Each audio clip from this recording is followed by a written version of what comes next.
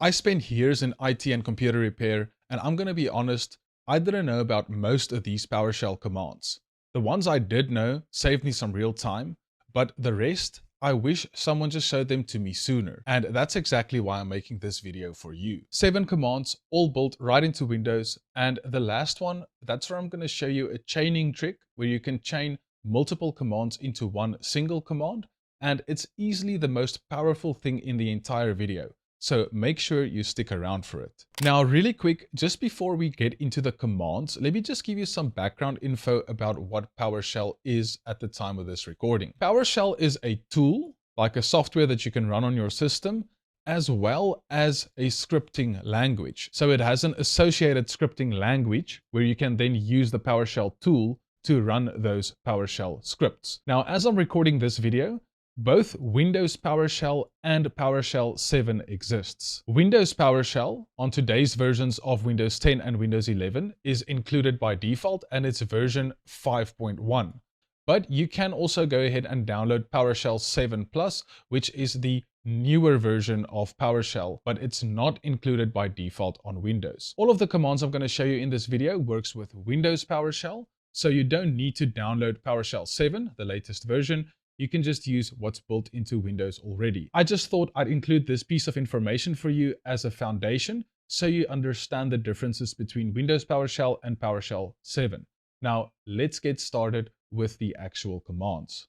Now, before we can run the commands, we have to launch Windows PowerShell. Now, I'm doing this on Windows 11, but if you're using Windows 10, you can follow the exact same steps. So to launch PowerShell, you can right-click on the Start button, and then you're going to have these options called Terminal or Terminal as Admin if you're on Windows 11. Now, depending on your version of Windows 11 or Windows 10, you might see Microsoft PowerShell here, or you might see the command prompt.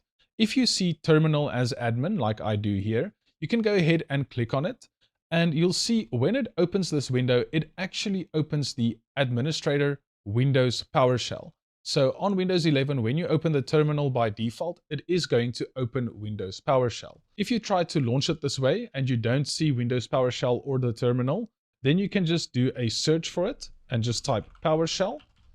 You'll find Windows PowerShell on Windows 10 and Windows 11, not Windows PowerShell ISE. It has to be Windows PowerShell, and then you can run it as administrator. And once you do that, you'll see it also opens Windows PowerShell in an administrator window. So those are just two different ways of getting it launched on Windows 10 or Windows 11. Now that it's launched, I'm just going to hold down Control and then scroll up on the scroll wheel just so I can enlarge the font a bit for you. And this is also another PowerShell tip that you might have not known about up until now. And by the way, every single command that I use in this video will be included in my written guide that I'm going to post on my blog, and you can find a link to that in the description of this video. But to get started with the first command, let's say that you want to get your full system specs, your CPU, RAM, Windows version, install date, all of that, and you don't want to install a third-party program to do it. Then you can run this command, which is get-computer info. And once I press enter to run that, you're going to see it's going to spit out a whole bunch of information with regards to the system that's running right now. So once it spits out the information, there's a ton of things that you can go through. You can see the Windows Edition ID, which is professional in this case. You can see the OS display version like 25H2. You can also get a whole bunch of BIOS information right here. I'm running this on a virtual machine right now, so I'm not actually seeing physical hardware reported here. But if you're running this command on physical hardware, you'll see the actual physical hardware being reported here. You can see whether it's 64-bit or 32-bit, the OS language. I think you get it. You can see a whole bunch of information just with this one single command in PowerShell. So I'm just going to clear the screen by typing clear and then pressing enter. And it's then going to clear everything off of the screen that was there previously.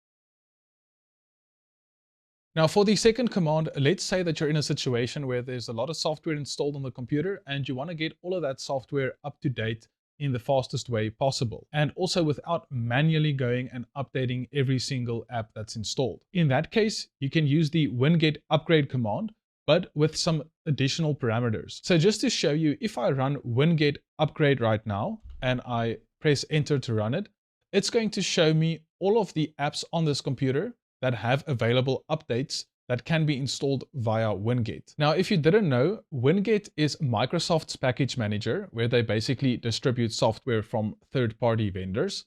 And it does come pre-installed and it is in a working condition on Windows 11, but that's not the case on Windows 10. If you run the winget command on a fresh install of Windows 10, it's just going to say that it can't launch Winget. And in that case, you'll have to go and manually download and install Winget on your Windows 10 machine. Now, that's out of the scope of this video.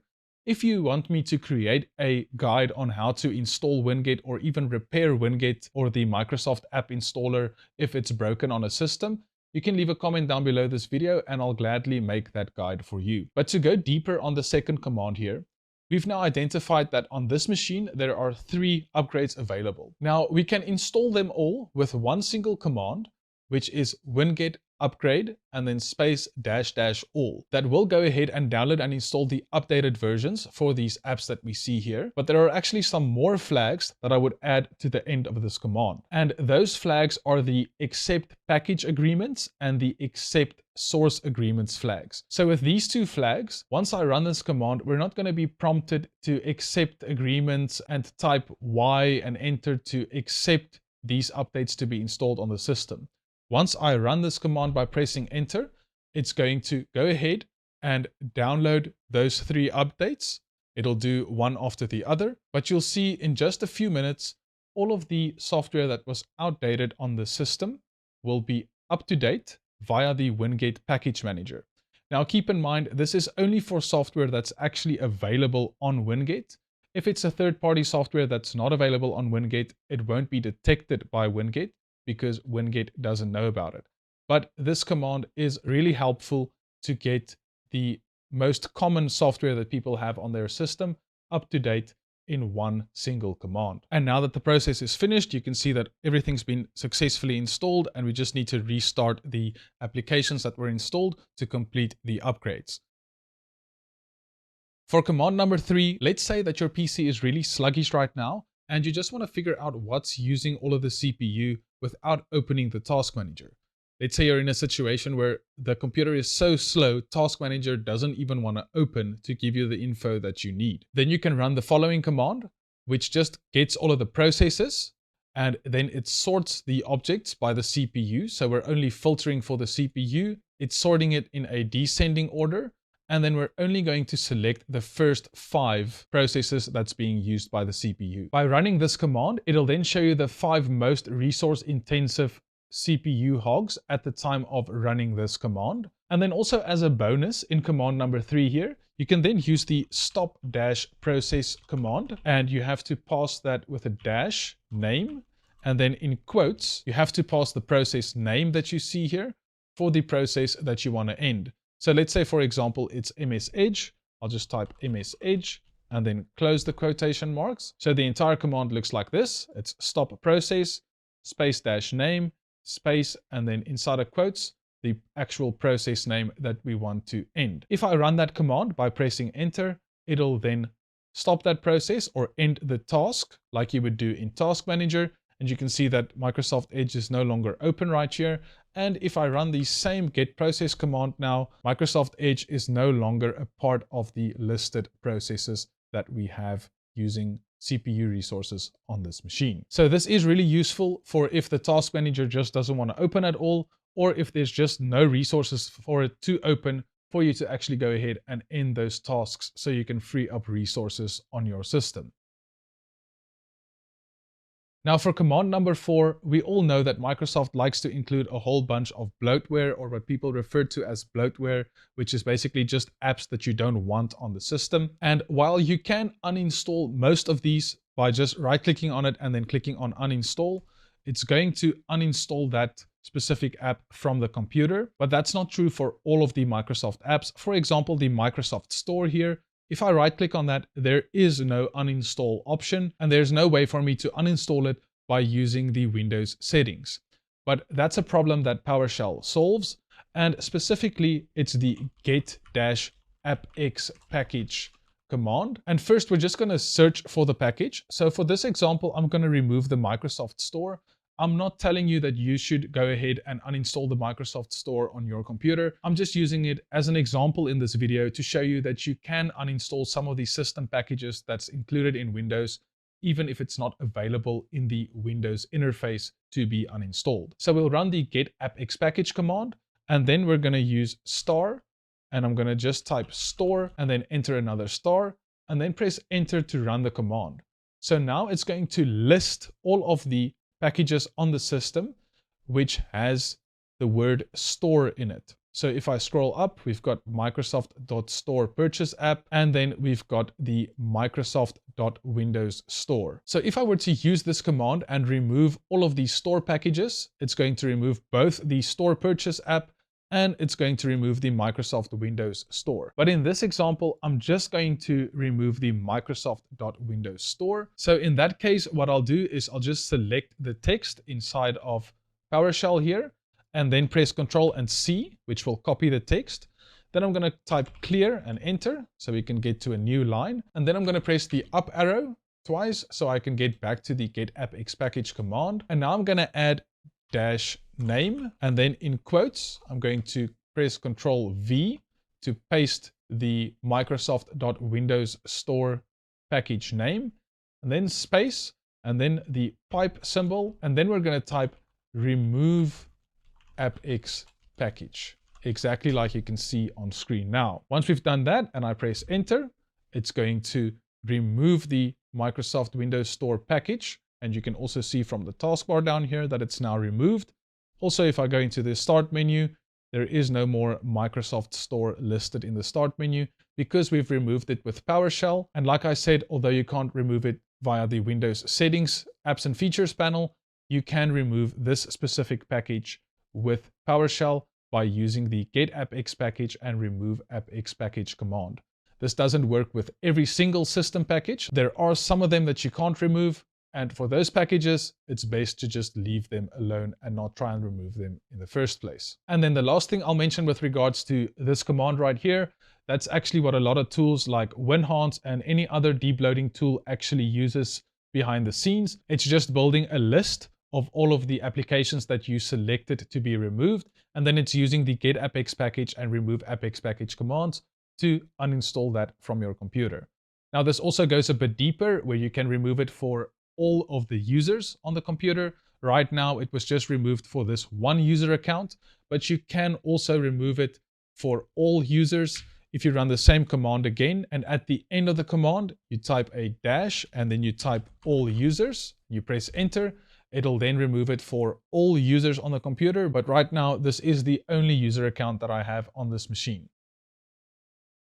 Now, command number 5 is going to save you a lot of time. If you're someone who works with a lot of printers or you're troubleshooting printers on Windows, then the next command is going to be golden for you. And the reason I say that is because back when I was doing that sort of work, if I had to restart the print spooler service, I always went and did a search for services. Then I'd open the services panel, which takes a lot of time. You have to sit there and wait for it to open, especially on a slow machine. This gets very annoying. Then you have to click on one of these, press P to get to the print spooler service, and then you can stop or restart the service. But now with Windows PowerShell, you can rather open it than opening the Windows Services panel. And then you can use the following command, which is restart-service and then spooler. And then once you press enter, it's not really going to give you any output saying that it was restarted. It's just going to show a new line. But to confirm that it did actually restart the service, you can then just use the get-service command and then type spooler again and press enter. And it's then going to show you that the print spooler service is running after it has been restarted with the command up there. Now, if you're familiar with printers, sometimes print jobs get stuck in the print queue. And in that case, just restarting the spooler service isn't going to help you. Then you can use the stop service command and then type spooler again and then press enter. So it's then going to stop the spooler service. And if I run the same command to get the status of that service, we can see that it is now stopped. So you'd want this usually when there are a bunch of jobs stuck in the print queue in Windows, and then you usually have to stop the spooler service first, clear all of those jobs that's stuck in the print queue, And then after that, you can either run the restart service spooler command again or run the just start service command. But I'm going to run restart service and do the same get service command. And then we've got the print spooler service running again. Now, honestly, I think if I had known about these commands when I was doing that sort of work, it would have saved me hours over the years troubleshooting some of these printer jobs that I had to go out to. Now, moving on to command number 6. If you're privacy conscious and you're curious about what your computer is actually talking to on the internet right now, this command is going to show you every active connection, including every single port. So it's the get-net TCP connection command, and you want to run that with the established state, meaning everything that's up and running right now. Now, if I go ahead and run this command, we're going to get a whole bunch of information. And we can see the local address here, which is basically this computer's local IP address. We've got some ports we can look at, the remote address it's connecting to, the ports it's using on the remote port, whether it's established or not, whether it's on the internet, and which process is owning that connection. Now, this is the PowerShell native commandlet that you can use to get this information, but there's actually an older command that I also like to use in conjunction with this command, which shows you more information about which app is actually using that connection. So that command is the netstat command, and I usually follow that by space-nob. And if I run this command, we're basically going to get a lot of the same information. We're also going to see the local address and then the foreign address or the remote address, but it also gives us the name of exactly what's using this connection. So we can see this is MS Edge WebView 2. This is Microsoft Edge. Then we've got the SVC host exe, which is using all of these TPC connections. We've got MS Edge using another connection, basically a whole bunch of connections. The process that drives the start menu is also using 3 TCP connections. We've got some more Microsoft Edge connections, and then we've got some other connections down here which it couldn't obtain the ownership information from. But I think you can see the point. The native PowerShell command gives us a lot of information, and this is really good if you're doing network diagnostics. But using that in conjunction with the netstat-nob command gives me way more information and gives me a clearer picture of what's actually happening on the network. So for those of you who are privacy focused, I think these 2 commands are pure gold, and I wish I'd known about these commands back when I had to check whether a PC was infected or not.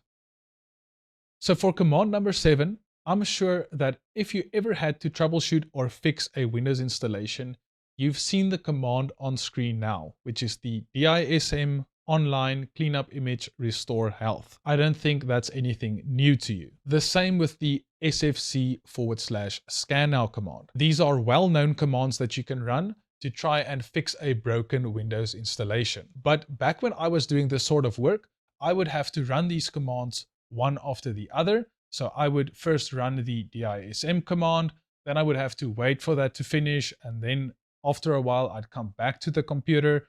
Then I'd run the sfc/scannow command, and then once that's done, I'd have to come back and manually restart the computer, because we all know once you've ran these commands, you have to restart the computer for the changes to take effect. But what I'm about to show you is going to take all of the manual work that I just described to you out of the entire process. So the entire command that I want to run looks like this.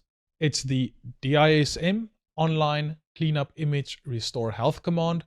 But then we're going to chain the commands by using this semicolon right here. So this tells PowerShell that after you've run this command, after it's finished, then I want you to run the sfc/scannow command. Then we're chaining that as well with the semicolon. Then we're running the shutdown command, and we're running it with the restart flag. And then the T that you see here is the time in seconds. And right here, I've got 30 seconds. So once PowerShell is done with this entire process, it's automatically going to restart the computer once it's finished. Now, for the time in seconds that you see here, if you change this to 0, it's going to instantly restart the computer after it's done with these commands. So if you wanted to do that, you can just put 0 there and it'll instantly restart it. That's probably what I would do. but you can also make this 10 seconds or 20 seconds or however long you want, just so you can see the results of the scans in the terminal window before it actually restarts the computer. But for this example, I'm going to set it to 10. And if I now go ahead and run this command by pressing enter, it's first going to start with the DISM, like I just explained. Now we're running DISM first because it actually fixes the source files that might be corrupt. And then we're running SFC scan now so that it has good source files to repair from. Now, if you're able to see this, just as I explained, right after the DISM command completed, it starts with the SFC scan now command. And then after that's finished, it's going to wait 10 seconds. And then the computer restarts automatically to apply those fixes. So if I'd known about this trick to chain these commands together, I wouldn't have had scenarios where the computer was waiting for me to give the next input to run the next command. And that usually happened when I had to run one command, then go on a call out to a client to fix a computer on site. And then that would take the whole day, only for me to come back to the computer I was working on in the morning. And then only could I run the next command, which would be SFC scan now in this case, to continue the repair process of that computer. Chaining these commands together is a game changer in my opinion, especially if you're in the line of work that I was in. And if this specific PowerShell trick helps you, then I really want you to let me know about that in the comments down below. So these 7 PowerShell commands I just showed you, I really believe every single user should know about. And you should also bookmark this video because you're going to need one of these commands in the next month. I can promise you that. And with that said, I also want you to leave a comment down below on this video telling me which of these commands you found the most useful. And if you found the bloatware removal command useful, then I highly recommend that you check out my free application called Winhance because it does all of this at scale. And it also provides an easy to use user interface where you can select all of the apps that you want to install from Windows. And it also gives you the option to save the removal script for continuous removal so that if those apps are ever reinstalled via a Windows update, then it will be automatically uninstalled the next time you reboot your computer. If you've never heard of Winhance before, then I highly suggest that you check out the next video on screen now. And I just want to give a special shout out to all of my YouTube members and everyone who's supporting the Winhance project financially. Thanks so much for all of your support. I really appreciate it, and I'll see all of you soon.